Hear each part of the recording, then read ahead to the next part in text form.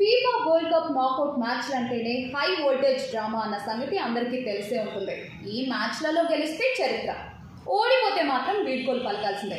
అలాంటి నాకౌట్ మ్యాచ్లలో బ్రెజిల్కు చెందిన నెయ్మర్, అలాగే పోర్చుగల్కు చెందిన క్రిస్టియానో రొనాల్డో లాంటి దిగ్గజాలే ఓటమిని చవిచూసి ఇంటర్నేషనల్ కెరియర్కి వీడ్కోలు పలికేశారనమాట. కానీ అర్జెంటీనాకు చెందిన star football player Lionel Messi మాత్రం ఆ ఒత్తిడిని జయించి సరికొత్త చరిత్ర అయితే సృష్టించారనమాట. నిన్న ఈజిప్ట్తో జరిగిన ఒక అద్భుతమైన పోరులో చివరి 15 నిమిషాల్లో లియోనెల్ మెస్సీ ఒక అద్భుతమైన గోల్ చేసి అర్జెంటీనాను క్వార్టర్ ఫైనల్కు చేర్పించేశారనమాట. సో ఈ విజయంతో మెస్సీ రిటైర్మెంట్ మీద గతం నుండి వస్తున్న కొన్ని వార్తలకి చెక్ పడినట్లయింది. అండ్ అదేవిధంగా విమర్శకుల నోళ్లు కూడా మూయించేశాడనమాట మెస్సీ. మరి రాబోయే 3 కీలకమైన నాకౌట్ మ్యాచ్ల్లో అర్జెంటీనా ఈ మ్యాచ్లో ఎలా అయితే ఆడిందో ఆ విధంగానే ఆ 3 మ్యాచ్ల్లో ఆడాల్సిందే. అలా ఆడితే తప్ప ఈ వరల్డ్ కప్ని సొంతం చేసుకోలేదన్నమాట. సో దీని గురించి మీరేమనుకుంటున్నారో కామెంట్ చేసేయండి.